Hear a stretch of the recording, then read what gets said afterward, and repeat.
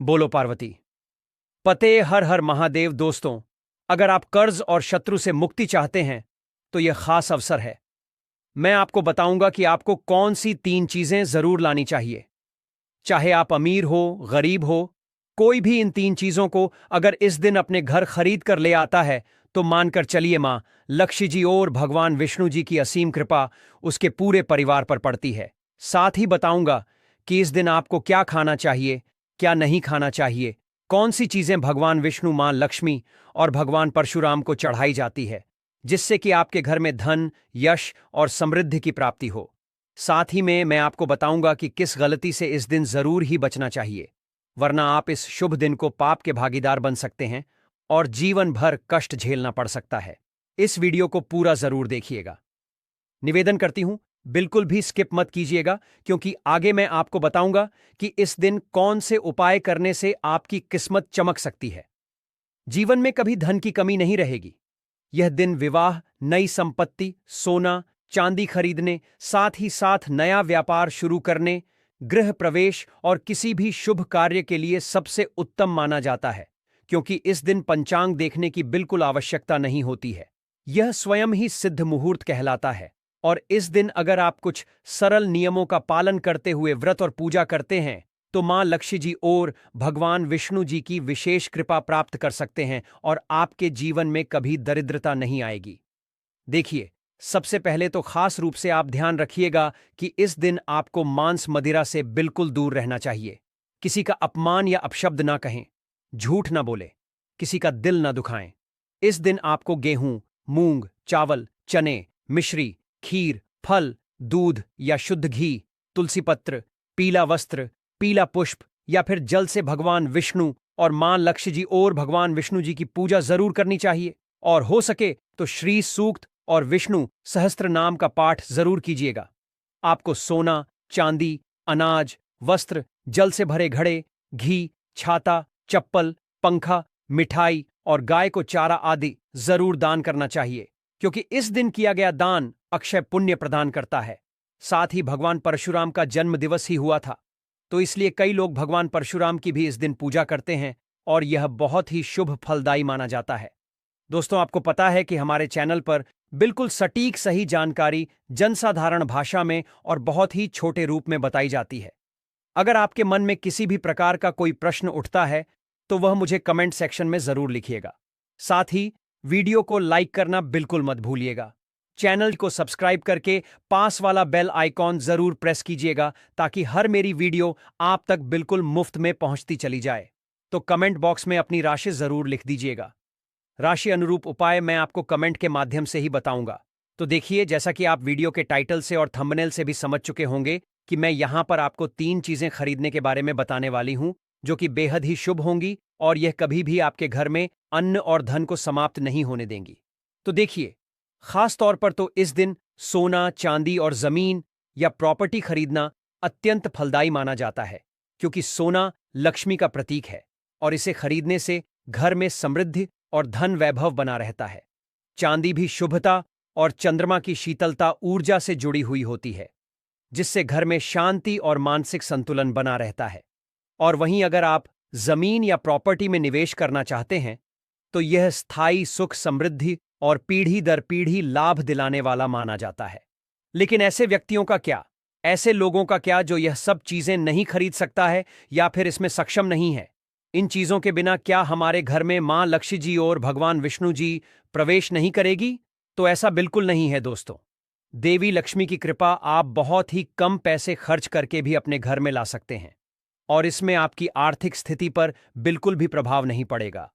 छोटी सी चीजें खरीद कर भी मां लक्ष्मी जी और भगवान विष्णु जी आपके घर में खुशी खुशी प्रवेश कर सकती हैं। अगर कोई व्यक्ति आर्थिक रूप से सक्षम नहीं है या सक्षम है तो भी आप इन चीजों को खरीद सकते हैं। महंगी चीजें तो जैसा मैंने आपको बता ही दिया, लेकिन मैं यहां बात कर रही हूं सस्ती चीजों की। तो सबसे पहली चीज है पीतल या तांबे का सिक्का। ध्यान से सुनिएगा दोस्तों, पीतल और तांबा सूर्य और बृहस्पति ग्रह से जुड़े हुए होते हैं। यह ग्रह जीवन में तेज और उन्नति और धन का संचार करते हैं। वास्तु लाभ की बात करूं तो तांबे का लौटा या सिक्का घर में रखने से घर की नकारात्मकता, ऊर्जा जो है बिल्कुल दूर हो जाती है और इसे रसोई में रखने से वास्तु दोष समाप्त होने लगता है। देवी अन्नपूर्णा की कृपा बनी रहती है। तांबे के सिक्के को लाल कपड़े में बांधकर तिजोरी या फिर पैसे रखने की जगह पर अगर आप रख देते हैं तो इससे आपकी आय में वृद्धि होती है। पीतल के बर्तन में पानी भरकर पूर्व दिशा में रखने से सूर्य की ऊर्जा बढ़ती है और रोग और कष्ट बिल्कुल दूर होते हैं। अगली वस्तु है हल्दी की गांठ। ध्यान से सुनिएगा दोस्तों। हल्दी को मां लक्ष्मी जी और भगवान विष्णु जी का रूप माना जाता है। यह सौभाग्य, समृद्धि और शुद्धता का प्रतीक है। हल्दी की गांठ को तिजोरी या फिर जहां पर भी आप पैसे रुपए रखते हैं, ज्वेलरी जहां आपकी रखती है, या वहां धन या पैसा रुपया जहां पर भी आप रखते हैं वहां पर जरूर ही रखिएगा। घर में सकारात्मक ऊर्जा बनी रहेगी और कभी घर में कलह नहीं होगा। पत्ते इसे भी आप तिजोरी में रखिए। इससे घर में स्थायी लक्ष्मी का वास होता है, एक ऐसी लक्ष्मी जो घर में टिकी रहती है। कहते हैं ना कि लक्ष्मी किसी एक घर में नहीं टिकती है। तो अगर आप हल्दी की गांठ को इस तरीके से रखते हैं तो स्थायी रूप से वास होगा। कहने का तात्पर्य यह है कि अगर पैसा खर्च भी होगा तो कहीं ना कहीं से वापस घर में लौट कर आता रहेगा। हल्दी की गांठ को लाल मौली से बांधकर गले में धारण करने से बुरी नजर जो होती है वह बिल्कुल नहीं लगती है। तीसरी चीज बताती हूं दोस्तों, इस दिन अगर आप लेकर आते हैं तो यह सोने पर सुहागे का कार्य करता है। गोमती चक्र। गोमती चक्र देवी लक्ष्मी के चरणों का प्रतीक माना जाता है और इसे शुभ और चमत्कारी भी कहा गया है। गोमती चक्र को घर के मंदिर या फिर पूजा स्थान पर रखने से बुरी शक्तियां दूर रहती हैं, व्यापार में रुकावटें दूर होती हैं और ग्रहों के दुष्प्रभाव को बिल्कुल यह खत्म सा कर देता है। 11 गोमती चक्र लेकर उन्हें केसर और हल्दी से अभिमंत्रित कर लीजिएगा और लाल रंग के कपड़े में बांधकर इसे तिजोरी वाले स्थान पर या फिर धन या व्यापार में बढ़ोतरी के लिए आप उस स्थान पर जरूर रखें। बच्चों को बुरी नजर से बचाने के लिए गोमती चक्र को काले धागे में पिरोकर उसके गले में बांधे या फिर हाथ में जिसे बांधा जाए तो बच्चों को बिल्कुल भी बुरी नजर नहीं लगती है। अगली वस्तु आप सभी को बता रही हूं, ध्यान से सुनिएगा। एक मुट्ठी जौ। यह सबसे सस्ती चीज है दोस्तों, आप कहीं से भी खरीद कर ले आ। एक मुट्ठी जौ अगर आप अपने घर में लेकर आते हैं तो आपके घर में अन्न और धन के भंडार हमेशा भरे रहते हैं। एक और चीज बताती हूं, कौड़ियां हो सके तो इस दिन पीली कौड़ियां अपने घर जरूर खरीद कर लाएं। चाहे वह चांदी का सिक्का हो गया, चाहे वह जौ हो गई, झाड़ू हो गया, श्री यंत्र हो गया, कौड़ियां हो गईं, सब कुछ मैं अपने डिस्क्रिप्शन में डाल दूंगी। जो भी आप वहां से लेना चाह, बहुत ही सस्ते प्राइस में आप वहां से ले सकते हैं। हर एक चीज मैं लिंक कर दूंगी। आप वहां से मेरी गारंटी पर आप ऑन ऑर्डर कर सकते हैं। और अब जान लीजिए सबसे आसान पूजा विधि, जिससे कि आप मां लक्ष्मी जी और भगवान विष्णु जी और भगवान गणेश दोनों को तुरंत ही प्रसन्न कर सकते हैं।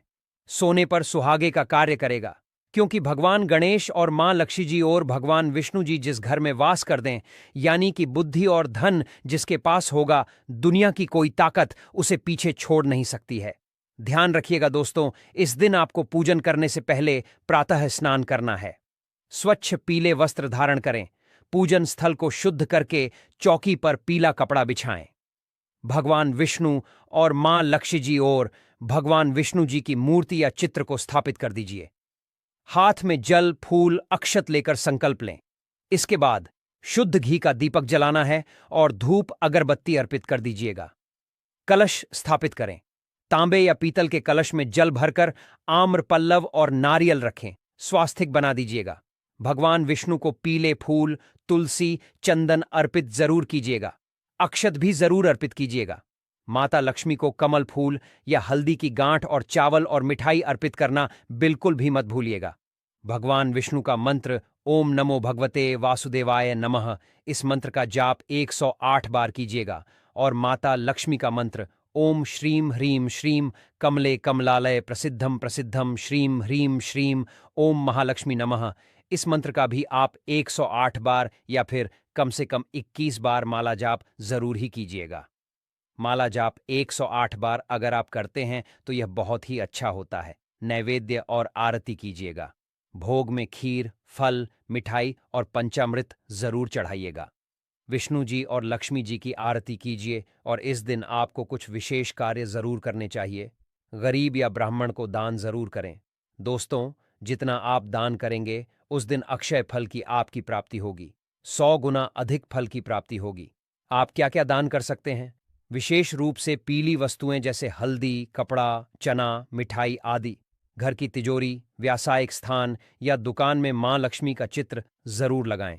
दिन ठंडी वस्तुओं का दान भी जरूर किया जाता है, जैसे ककड़ी हो गई या फिर खरबूजा हो गया। ठंडी वस्तुओं के दान के साथ आप पंखा, हवा करने वाला पंखा या फिर प्याऊ लगवा सकते हैं। इस तरीके के दान भी अवश्य कीजिएगा। साथ ही वीडियो को लाइक करना बिल्कुल मत भूलिएगा। चैनल को सब्सक्राइब करके पास वाला बेल आइकॉन जरूर प्रेस कीजिएगा ताकि हर मेरी वीडियो आप तक बिल्कुल मुफ्त में पहुंचती चली जाए। अगर आप इस देव वृक्ष को बिना किसी को बताएं, चुपचाप छूकर और इस मंत्र को बोलकर चले आते हैं, तो कंगाल भी धनवान बन जाता है। इतना पैसा आता है कि जन्म जन्मांतर की गरीबी तत्काल ही दूर हो जाती है। आप चाहे तो प्रैक्टिकल करके भी देख लेना। भक्तों, आज के इस वीडियो में मैं जिन चमत्कारी देव वृक्षों के बारे में बताने जा रही हूं, उन देव वृक्षों में स्वयं मां लक्ष्मी जी और भगवान विष्णु जी ने कहा है कि मैं इनके अंदर वास करती हूं, और यह वृक्ष आपके घर के आसपास बड़ी ही आसानी से मिल जाते हैं।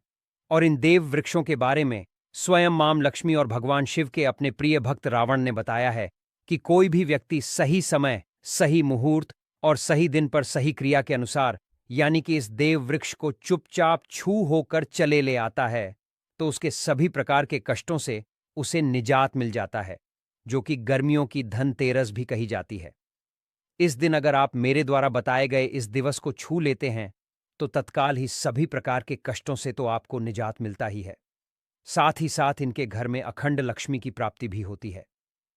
अगर आपने मेरे द्वारा बताए गए इस देव वृक्ष को अगर आप चाहते हैं कि आपका सपना जो है घर, अच्छा सा घर हो, अच्छी सी गाड़ी बंगला हो, आपके पास एक अच्छी सी नौकरी हो या फिर बड़ा सा कारोबार हो, तो यकीन मानिए दोस्तों, आपको सब कुछ देने वाली है। मतलब ही होता है कभी ना समाप्त होने वाला धन।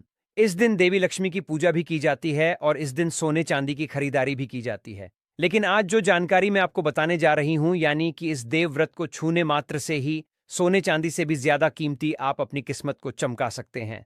मां लक्ष्मी जी और भगवान विष्णु जी अगर आपके घर में खींची ना चली जाए तो आप मुझे बताइएगा क्यों। दोस्तों, आपको पता है कि हमारे चैनल पर बिल्कुल सटीक सही जानकारी जनसाधारण भाषा में और बहुत ही छोटे रूप में बताई जाती है। अगर आपके मन में किसी भी प्रकार का कोई प्रश्न उठता है तो वह मुझे कमेंट सेक्शन में जरूर लिखिएगा। साथ ही वीडियो को लाइक करना बिल्कुल मत भूलिएगा। चैनल को सब्सक्राइब करके पास वाला बेल आइकॉन जरूर प्रेस कीजिएगा ताकि हर मेरी वीडियो आप तक बिल्कुल मुफ्त में पहुंचती चली जाए। तो छोटा सा निवेदन करना चाहूंगी कि इस वीडियो को बिल्कुल भी भगा भगा कर मत देखिएगा, अंत तक देखकर जाइएगा। साथ ही चैनल को सब्सक्राइब करके पास वाला बेल आइकॉन जरूर प्रेस कीजिएगा। वीडियो को ज्यादा से ज्यादा शेयर कीजिएगा।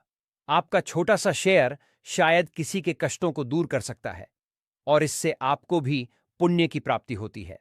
साथ ही अगर आप अपना नाम और राशि कमेंट में डालते हैं तो मैं राशि के अनुसार उपाय आपको रिप्लाई के माध्यम से ही बता दूंगी, क्योंकि मैं राशि अनुसार आपका भविष्य देखकर कमेंट में ही आपका रिप्लाई दे दूंगी। अब बहुत ही ध्यान से सुनिएगा दोस्तों, यानी कि इसे अब पूज्य मुहूर्त के नाम से भी जाना जाता है, जिस दिन का इंतजार सभी देवी देवताओं को भी होता है, क्योंकि इस दिन देवी देवता भी निवेश करते हैं। गर्मियों का धनतेरस या धन भी आप इसे कह सकते हैं। इस दिन अपने शुभ कार्य को करने के लिए प्रॉपर मुहूर्त देखने की आवश्यकता आपको बिल्कुल भी नहीं होती है। यह खास दिन होता है जब आप बुझ मुहूर्त में, यानी कि बिना किसी भी पंडित या कोई भी पंचांग देखे कोई भी शुभ कार्य कर सकते हैं। जो भी शुभ कार्य करता है उसमें सोने पर सुहागे का उसे असर भी देखने को मिलता है, क्योंकि उस कार्य का आपको अक्षय पुण्य प्राप्त होता है। इस दिन किसी भी शुभ कार्य की शुरुआत करने के लिए आपको पंचांग देखने की आवश्यकता नहीं होती है। देखिए, वैसे तो पूरा दिन ही शुभ है, पूरे दिन आप खरीदारी कर सकते हैं, लेकिन मुहूर्त की बात थी इसलिए मैंने आपको सबसे शुभ मुहूर्त बता दिए।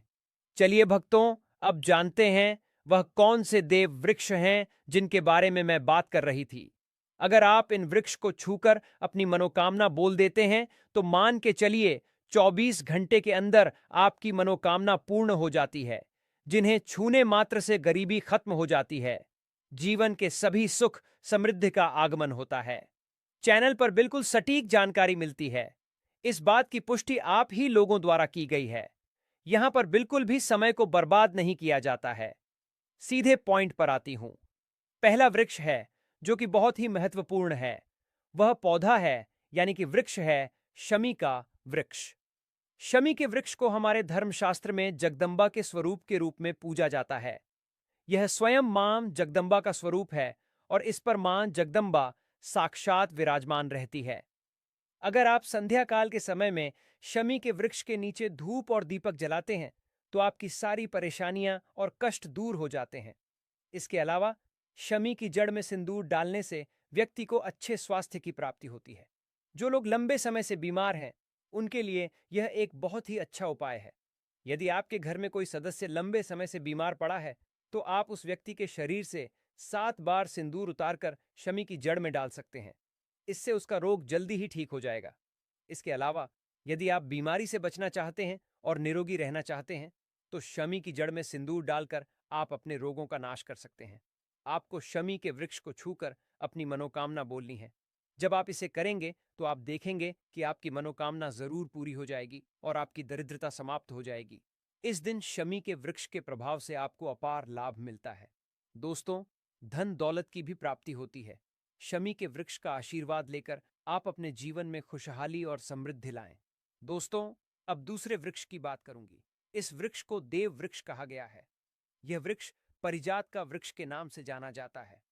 परिजात का वृक्ष समुद्र मंथन से उत्पन्न हुआ था और इसे देवराज इंद्र ने नंदन वन में स्थापित किया था। बाद में भगवान श्री कृष्ण ने इस वृक्ष को मानव कल्याण के लिए धरती पर लाया था। यह वृक्ष लक्ष्मी जी का स्वरूप मानी जाती है क्योंकि माता लक्ष्मी भी समुद्र मंथन से ही उत्पन्न हुई है और यह माना जाता है कि यह भी समुद्र मंथन से उत्पन्न हुआ है। अगर किसी व्यक्ति के शरीर में थकान या पीड़ा हो या व्रत के दौरान परेशानी हो तो शाम के समय परिजात के वृक्ष को छूने से यह सारी परेशानियां दूर हो जाती हैं। आप जब भी समय मिले इस वृक्ष को छू सकते हैं और विशेष लाभ प्राप्त कर सकते हैं। अगर आप इस वृक्ष के नीचे दिन घी का दीपक जलाते हैं और इसकी जड़ में थोड़ा सा सिंदूर डालते हैं तो आपके सभी प्रकार की मनोकामनाएं भी पूर्ण हो जाती हैं। लेकिन आपको एक प्रार्थना वहां पर जरूर ही करनी होगी। यह प्रार्थना है, हे परिजात वृक्ष, आप देवी स्वरूप हैं। कृपया आप हमारी सारी परेशानियों को दूर करें और हमारे घर में लक्ष्मी का वास हो, पितृदोष शांत हो, ग्रह दोष शांत हो, जीवन में खर्च बहुत ज्यादा है तो आप परिजात के 5 फूल लेकर उन्हें अच्छे से सुखाकर एक पीले कपड़े में बांधकर तिजोरी में इस दिन जरूर रख दीजिएगा। यह उपाय आप इससे आपके घर में धन की वर्षा निश्चित रूप से होगी। दोस्तों, अगला जो वृक्ष मैं बताने जा रही हूं यह सबसे ज्यादा महत्वपूर्ण है और बहुत ही आसानी से आपको कहीं भी देखने को मिल जाएगा। आप कुछ करें या ना करें, लेकिन हाथ जोड़कर निवेदन है कि इस वृक्ष को छूकर आप अपनी मनोकामना, किसी भी प्रकार की छोटी बड़ी पुरानी मनोकामना जरूर पूर्ण कीजिएगा। यह निवेदन करती हूं मैं आपसे, लेकिन रिक्वेस्ट करती हूं वीडियो को बीच में छोड़कर मत जाइएगा, वरना पूरी तरीके से जानकारी नहीं मिलेगी और पूरा लाभ भी आपको प्राप्त नहीं हो पाएगा। इसलिए वीडियो पूरा अंत तक जरूर देखिएगा।